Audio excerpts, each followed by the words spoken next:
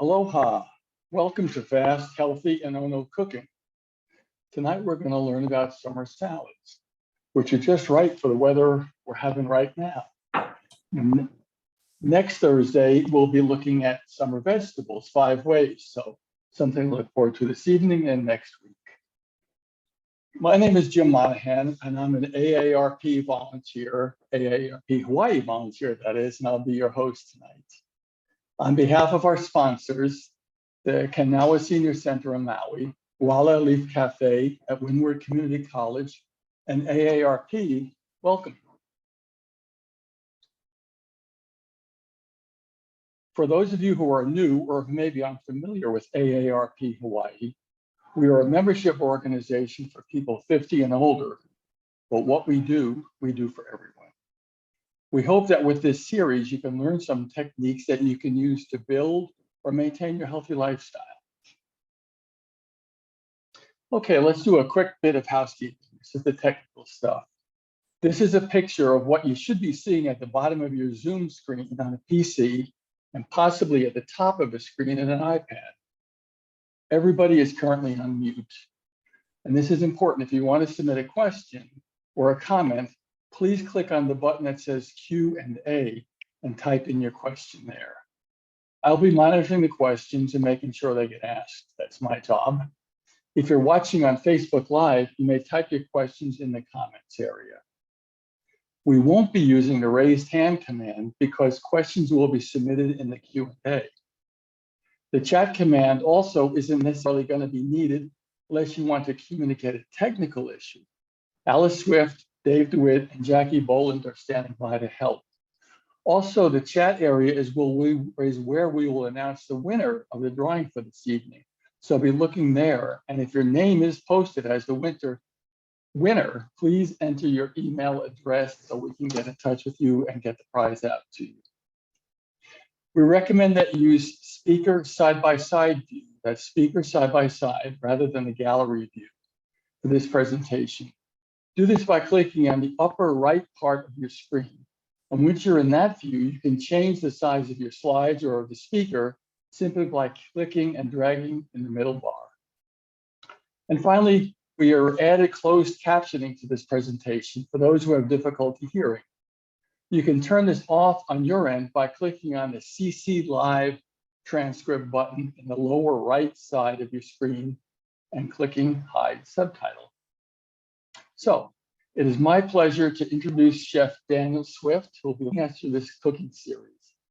Chef Dan, I turn it over to you. Thank you, Jim. You can start screen share. You got to stop share there, I think, Jim.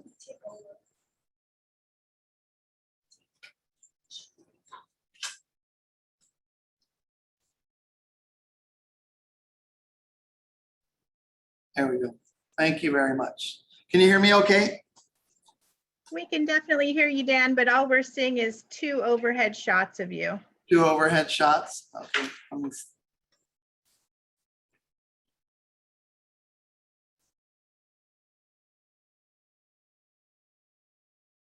that better? Yes, thank you. You got them both? Okay. I need to take a class on MacBooks. Well, welcome back, everybody. Thank you, Jim, for the kind introduction. As Jim said, tonight we're talking about summer salads. Gosh, it's already the first week of July gone. So we're into summer. It's been a little bit warm, not as warm as the mainland, but it's the perfect time rolling off 4th of July and the latter part of the summer to look at some of the fresh ingredients that will be available in the supermarkets or from your garden if you're growing your own items at home. So hopefully some of you might have tried the ribs. I did get some emails and some pictures from folks that did use the rib recipe last week. These recipes this evening, and then as Jim mentioned, the ones coming up next week where we're just really focusing on fresh seasonal vegetables, will be ready to carry us into the next phase of summer. So hopefully you're familiar with most of these ingredients, but we'll talk about some substitutions that you can make along the way. So on the front end, I just wanted to point out a couple things in terms of the approach that at least I take when it comes to salads. There's a few tips here that I try to work in. It doesn't always happen. If I'm going to the beach or something, it might be a little difficult to, for example, keep it really cold. But what we want to do on the front end is try to keep it as fresh as possible. So tonight we're using some of the standard ingredients in a somen salad, very similar to the ones you get at 7-Eleven or a lot of the supermarkets around town. But we can mix it up as well with shrimp or chicken or other items, but just make sure you're using items that are fresh. The next thing, I always try to encourage people to try something new. You could take this same salad recipe and mix it up with 1 or 2 different ingredients and create a totally different salad. So you don't always have to like start from scratch and come up with a whole new item or a whole new recipe. You can just tweak and modify recipes that you have and make them a little bit different. For example, I purchased some soba noodles. I was going to cook some off and have it here, but we've got a lot to cover tonight, so I didn't want to go too crazy.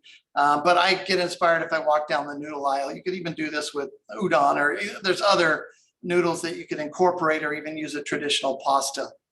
Matter of fact, we just got some lentil-based pasta. It's a gluten-free product. It works pretty well. I've had it once or twice in the past, and that would be a good substitution if you're looking to move into a gluten-free realm. So, think about those things as you're moving forward with creating your own dishes. Vary your dressings. This is a traditional dressing we'll do tonight, minus the sugar. But I mean, honestly, you could try this with ranch or thousand or Russian dressing or any of your other favorite ones, or a simple squeeze of lime juice and a little drizzle of avocado oil, and there's your dressing right there. So, just by changing that, it can really change the profile of this particular salad or any of the salads that you're making. Like I said earlier, keep it cold. To me, contrast in temperature is probably one of the things that is least emphasized in restaurants, but it is super important, at least for us chefs. We're always thinking about serving dishes that might allow us to create that contrast in temperature. It's like eating something that's hot and spicy and then following it with an ice cold drink. You go from that hot, spicy, temperature hot and spicy hot in your mouth to a nice cool, icy feeling, and it's great contrast. And we try to do the same thing in a lot of dishes. So if this is really chilled and cold when you serve it, a nice thin toast point or something with it would go great as well, or a toasted cracker or something like that. And then complementary sides, like I'm saying, with when you talk about using bread or some other side dish to go with your salads, that would be great. A grilled hot piece of chicken or some fresh shrimp off the barbecue tossed in with this would be awesome, because you get the hot shrimp and then you get the cold salad. So think about those sorts of things as you move forward in creating your own sort of salads. Let me run through. So you should have, if you signed up, you should have gotten the recipe, which goes through the basic ingredients, all of which I have here tonight. So I've got my somen noodles, and you can pick these up in the store. We've done I think it was our class on poo-poos for prior to the Super Bowl, where we did somen noodle nests, and this is somewhat similar to that. The cooking process would be the same. Due to time tonight, we're skipping the cooking, but the instructions are on the back. It's very simple, like cooking any pasta. And as I mentioned, you can mix this up with a different kind of noodle if you wish. Feel free to get creative. So these are cooked already. They're very inexpensive and very flavorful, and they take on most flavors really, really well. So I've got that. I've got my Japanese fish cake, the komaboko. I've got some egg that was just scrambled, mixed together, cooked in a sauté pan, thin, and then laid out to cool and sliced into strips. I've got my cucumber. I'll show you how to cut, or how I cut the one for this particular dish here. And then I've got a bunch cut. I really like cucumber, so I have a little bit more in this recipe than some people might like. If you're not a fan of cucumber, or you want to substitute something else in there, feel free to do that. We've got green onions, and we've got some carrots, and the carrots were just cut julienne. Green onions were just cut into rounds. The ingredients for the dressing is very, very simple, very similar to a lot of the traditional Asian style dressings where we have sort of a soy sauce base. This particular one's using sesame oil, which is very fragrant. This is the toasted sesame oil. You can get it untoasted as well, so it doesn't have as much fragrance and as much flavor, but I prefer this one. And if you want to dilute it or you find it to be a little too strong, you can cut it with a little bit of regular salad oil, avocado oil, olive oil, whatever oil you're using at home, because this can get overpowering really, really quickly. A little bit of rice vinegar, a couple different kinds out there. You can choose the one that works best for you. This is just a straight up rice vinegar. And then a little bit of water that I use to dilute the saltiness of the soy sauce. This is a low sodium one already, but I want to extend the dressing a little bit and cut back on that sodium. So to start off, I'm just going to mix the dressing really quick. I have an empty jar here. This is an easy way to do it. The other one, for our second salad, I'll mix in a bowl, but this one, I can just add all my ingredients into a jar and shake it up. I'll go ahead and do that. And if you got any questions, Jim, feel free.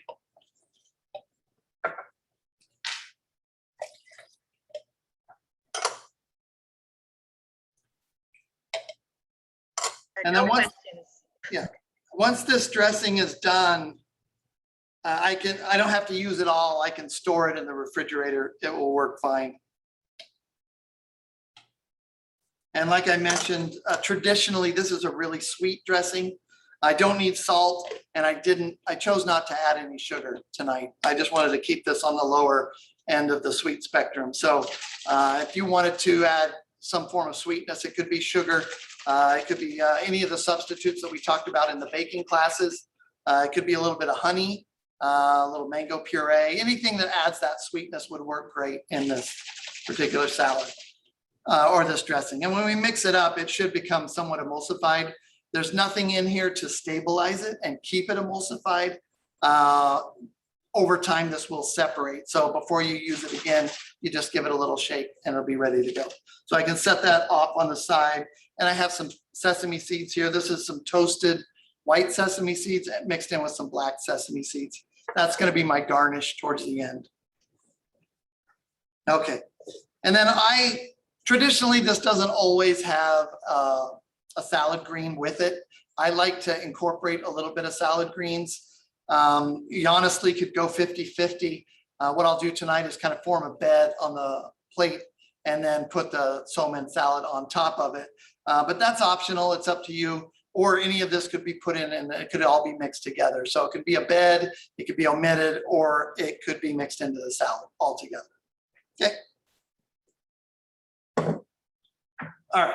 So I am going to just take the somen that's already cooked. This is about 2 of the bundles that are in the packs. The packs usually come with about 5 bundles. The recipe that I sent out, it calls for 4 servings, like entree style for lunch. So it includes the entire package in there. And then they do stick a little bit. So I just mix it up.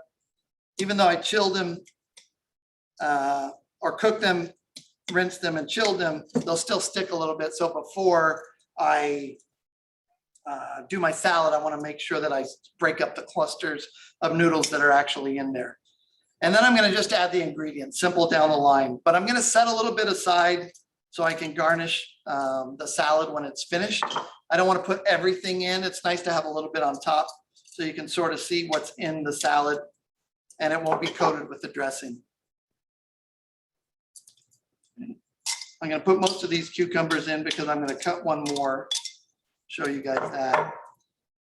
And the carrots,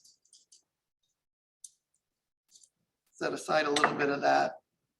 And then my green onions. Before I mix that up really quick, I just want to show you the technique that I used. And I have a regular cucumber here. I didn't pick up the English or the Japanese style. They're the longer, slender ones. They're a little bit more tender. These look, they were in the local section, so I picked them up and they were a little bit larger. So this is actually a quarter of a cucumber, which I split into quarters and then I removed the seeds just with my knife by cutting across the bottom. And now I'm simply just going to cut it on a bias. And if you're cutting things with thick skins, some people prefer to skin their cucumbers. You can do that with a peeler if you want to. Some people even score them. I like the texture, so I leave it on. And then I just put the skin side down, makes it a little easier to cut. Whereas if it's the skin side up and your knife's not super sharp, you might have a harder time cutting through. So anytime you're dealing with something that has a thick skin and you don't spend a lot of time sharpening your knives, you might want to always make sure you're cutting as much as possible from the inside on the softer side. And then when it hits the skin, it's against the board and it goes through really, really easily. Okay. So I can use this for my garnish on top.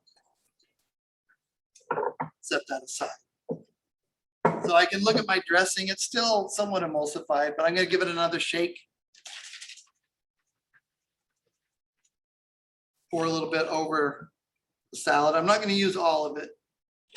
Use about half of it. Set it aside here and then just toss it. And you could use a spoon. I have a pair of tongs here. These tongs are actually a little small. I'll go with the industrial strength. And we try to, make sure that all the noodles get a little coating of that. You distribute all of the vegetables and the fish cake throughout.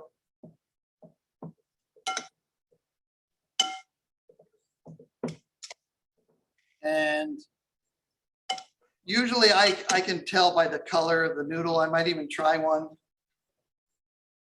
just to make sure that it has the seasoning level that I want. I'm going to put a splash more, not quite all of it. So I used about 3/4 of that and then mix that around. Very simple.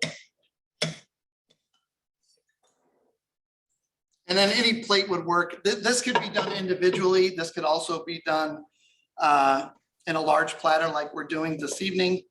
Totally up to you. And since we're using greens, I have some arugula, some romaine mixed together here. I'm just going to do a bed in the center.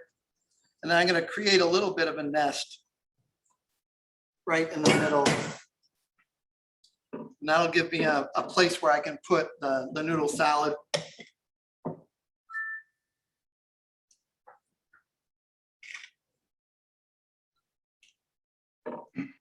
And I usually put the noodles down first, and you'll see how they sort of separate out. And then you can start getting into the portion of the salad that has most of the ingredients in here. So these are all glazed with that dressing. Gives us a chance to build that nest up really pretty in the center. Get most of that salad on there. And then I can come back and usually I'll garnish the side just like it would be if you were purchasing it in the store. So you can see all of the ingredients that are in the salad and you can pick your favorite a little bit more if this is a shared salad at the table. Chef Dan, we do have a question. Yeah. Janice is asking, what do you use to substitute for fish cake? Oh, that's a great question, Janice. If you're not a fan of the fish cake, it could be your favorite fish. It could be any type of seafood, really. It could be poached chicken. If you had, honestly, even some shredded ribs from last week's barbecue would be good. So it's sort of up to you to decide. If you're looking to add something with protein, tofu would work. Tofu's in our next salad. You could do legumes. There's any number of things that you could put in there. This is a really neutral sort of flavored salad. So the sky's the limit, really. Almost anything would work. And then I just need to garnish it a little bit. And this would be a larger platter. I try to make these a little bit bigger just so that they show up better on camera. So a little bit of I like the contrast to the black sesame seed. They work really well here. And then if you wanted to, you could, of course, serve a side of dressing. I'll just pour the rest into a ramekin.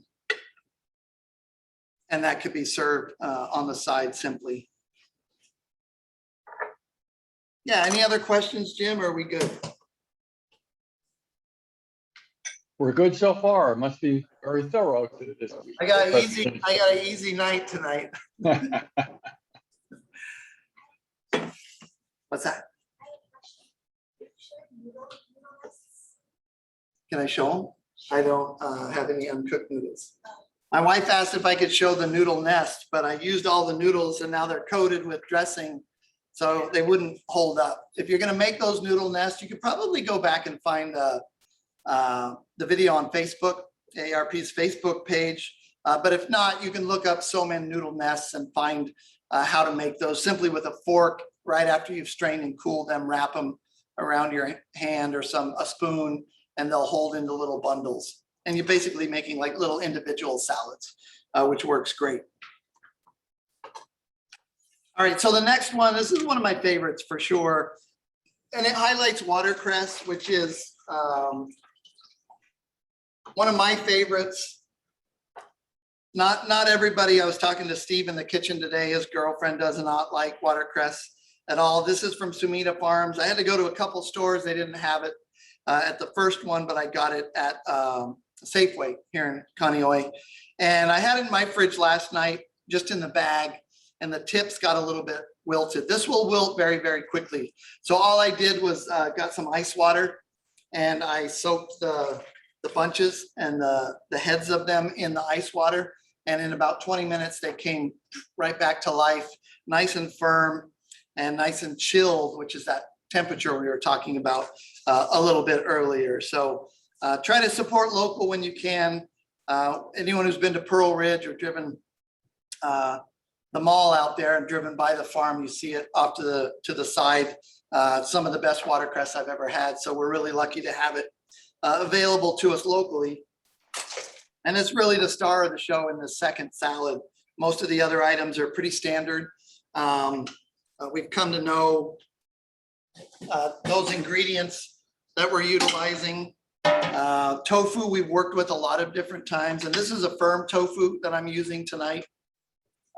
What I did was simply cut open the package as we've done before. I drained the liquid, and then I cut the blocks in half and I lay them flat on a towel on top, and then I slightly weight it.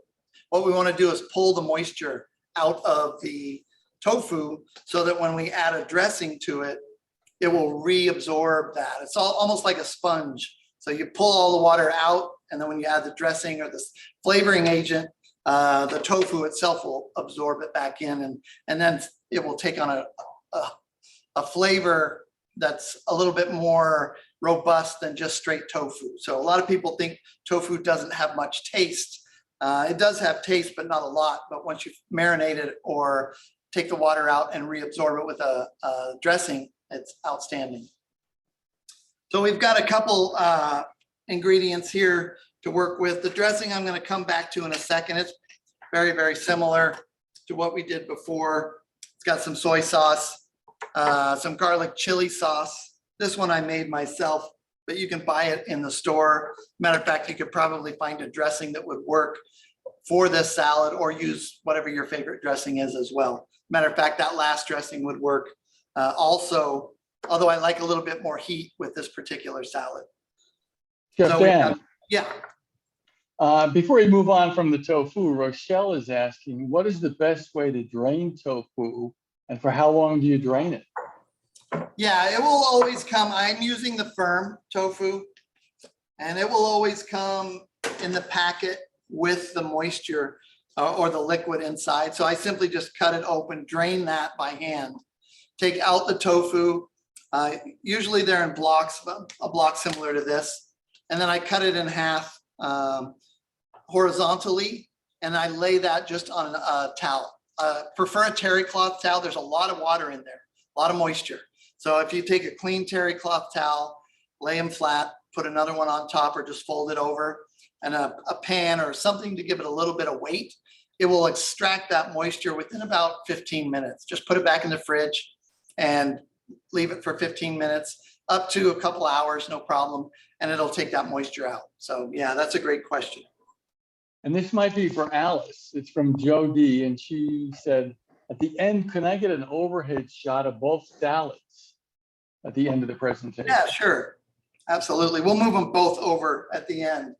So it's 25 after. I think I'm about right on time. Good. So the dressings, as I mentioned, very simple. It does get the acid for this. It's going to be the lime juice. You could use lemon juice as well. Totally up to you. I think I have vine ripened tomatoes listed on the recipe, but I also saw these beautiful little cherry tomatoes. It's like a medley. It's got red, sort of a, I guess you'd call this like a rust color, and the yellow ones. Those would work great also. They could simply be cut in half. I got mung bean sprouts, but I saw next to them, per usual, if you watch the show, you know, when I'm shopping, I'll always like see something else that I want to grab and add in. And radish sprouts are one of my favorites. So I might garnish the top of this with a little bit of radish sprout. It looks a lot like watercress, just a mini version, but they've got that little kick to them, that little bit of heat, not unlike watercress, and they're delicious. So a little bit of that on top would be good. A little bit of red onion. And I like red onion for this particular recipe, primarily for color, and it's got a little bit of sweetness to it, but you could simply use a Maui onion. Whatever onion you're using at home regularly would work fine. If you're not really keen on the strong onion flavor, I love raw onions on my hamburgers. My wife doesn't like me eating raw onions on my hamburgers, but I like that. What you can do is soak them in some ice water, 15, 20 minutes, drain them, and that will take some of the pungent aroma out of them. You could also blanch them, but that takes a lot of the aroma out and a lot of the pungentness. So almost, to me, kind of renders them not like onions anymore, but it's up to you. Or you go with a milder onion, a simple green onion in here would work great as well. So for the tomato, there's a couple tools you can use. I'm just using a knife tonight, but everybody's got a trick. You can use a paring knife to cut this out. They make a tool called a tomato shark, which is like a little melon baller with claws on the end that you can just pop out tomatoes, core tomato stems, if you're doing a lot of them. But what I normally do, if you're not doing a lot, is I'll get my tomato straight up and down, and then I just kind of tilt it slightly to the right or left, depending on if you're right or left-handed, and then I go right down the center. But what I want to do is keep the stem on one side of the tomato. So it's just a little bit off center. And, it's hard to even tell that it wasn't completely down the center because you end up with two equal halves, but it makes it easier to come back then and just channel out with a V, the stem on the one side. You could do the same straight down the middle. You just have to do it twice. So if you're doing a lot of these at home or in the kitchen, that's just one way to save us a little bit of time. And then I'm going to cut this in eight wedges. So I'll just do quarters like that, and then eighths. And then I'm just going to cut these in half. So one large fine ripened tomato is going to give me 16 pieces. Chef Dan, can we go back to the watercress for a second here? Yeah, of course. Janice is stating, instead of the watercress, can you use spinach? And Oh, yeah. Somebody asked, what can you do for the bitterness of the watercress? I'll roll those two in one question. Yeah, there's a hint of bitterness to that. If it's, you don't see it as much with the watercress that we get locally, to be honest with you, but it is a little peppery. It's similar probably or closest to like arugula. So what I would say with this particular salad is just choose your favorite green. Choose the one that you like best and utilize it in there. If this is too strong for you, you might just want to use a portion of it, maybe 25%. This was very inexpensive. It was only like $3, I think, and 29 cents for a fresh, locally grown watercress head. So it wasn't extremely expensive. That's less than most of your lettuces that would be brought from the mainland. So arugula, anything would work as a substitution. That's a great question, Janet. Okay, and then you'll see, yeah, go ahead, Jim. One more watercress question. What's the best efficient way to clean watercress? This is right. That's a really good one. It depends on what you're using it for. Now, this portion can be cooked. Actually, you could probably eat it raw up to about here. I find it gets a little bit woody down towards around where the band usually is. But if you're cooking this portion, it's perfectly fine. So washed, cleaned, and for this section, washed, cleaned, and sauteed with some garlic, a little bit of olive oil. It's great. I love that. But this is the portion that we're looking at for the salad. And what I usually do is I've already washed it. I even had it soaking in the ice water. Depending on the bite sizes that you're looking for, I always try to think of my grandmother when I'm cutting items, and this tomato would be on the high end of the sizes that I would use. I don't usually ever go anything larger than this, but I kind of like that texture with a nice fresh vine ripened tomato. So when we're doing the lettuce, it's sort of the same thing. They can get a little bit unruly and longer with the stems and different things. So when we have it in this bunch, I tend to just huddle it together like this, keeping my hands out of the way. And then I'm just gently cutting about 1-inch pieces so that the stems that do come through are going to be a little bit smaller. You may have a piece that goes out to the side and it might be a little bit longer, but we're not going to end up with giant pieces. And I'm going down. Yeah. The watercress is getting the questions. Is it, Charlotte is asking, is it better to rejuvenate the watercress with the head in the water? I always put the roots in the water. That is an outstanding question. And let me show you. This is what I have. The head would be in the water for sure. It's like a fresh herb. If you have herbs, cilantro, parsley or something, and it gets a little bit wilted, you always put the leaf in the ice water. So here I put it head down, and when I lift it out, I can see it's almost like a bouquet of flowers. So maybe next Valentine's Day you can give a bouquet of watercress, but you can see it standing up on its own already. So great question. You would always go head down. It couldn't hurt to submerge the whole thing, definitely, but you definitely need to get the watercress itself into the water so that it gets perked up again. And then I've got a few small stems and stuff in here, but there's nothing wrong with that. Those are nice and tender towards the top. Those work great. Gonna add those in here.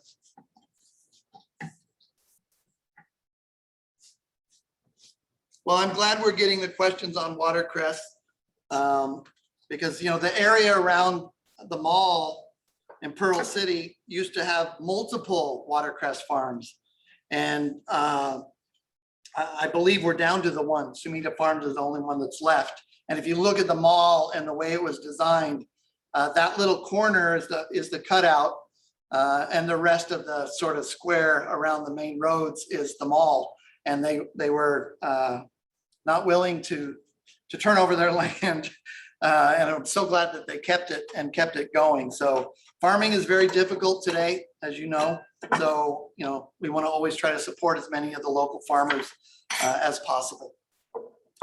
So this is the dressing, Jim, and everyone that I'm going to make. I could do this in the shaker the same way that I did the previous one for Somin, but I'm just going to show you a fork method in a bowl.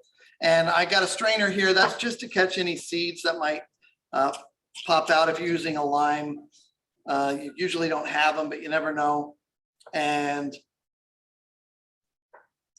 this is nice and juicy, so I get quite a bit in there. I'll add my garlic and chili sauce. Chef Dan, we still have some more watercress questions. Yeah, go right ahead. We should do a show on watercress. Yeah, Barbara's asking, what can you do with the stems? Also, where can one get baby watercress that's not so pungent? I don't know that I've seen baby watercress, to be honest with you. You'd have to look that up. I've never seen that on the market.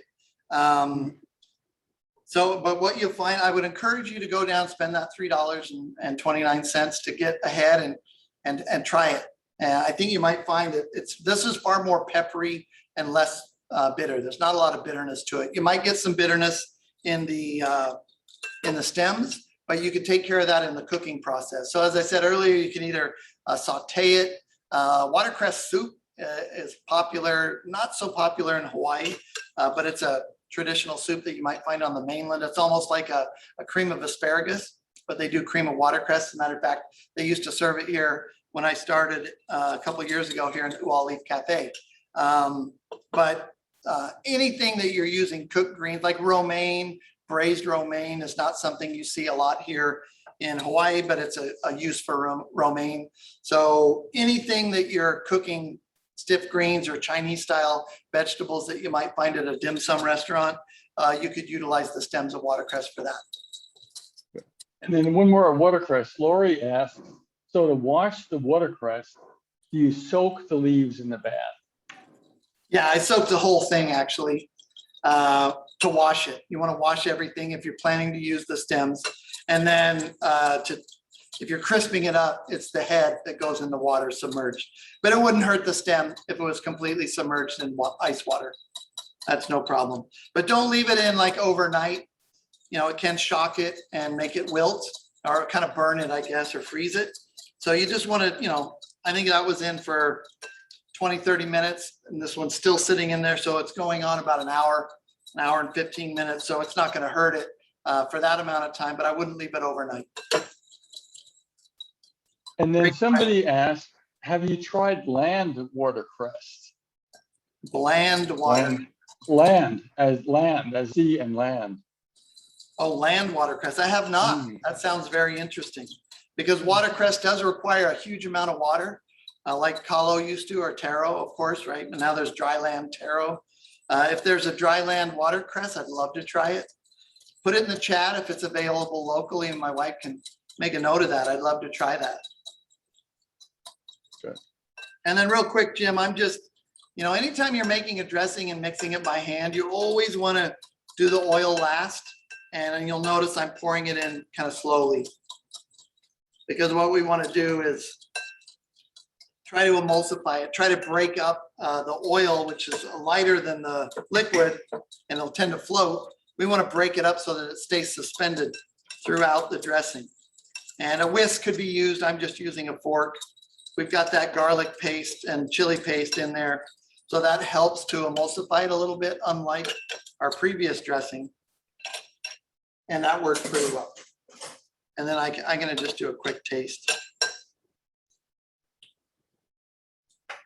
Yeah, that's great. So I first had this salad at a restaurant in Kaimuki years ago, in the 90s, right at the top of the hill. It was called the Family Lounge. So I used to go there and study. I don't know if anybody ever went there or is from that neighborhood. But they had some pretty good items on the menu. And this was really my favorite. So you can see here, I'm opening up these sprouts, and these come with the roots and everything attached. So they'll stay fresh for quite a long time if you take care of them in your fridge. You might pop them open, make sure they're not too wet so they don't get too slimy.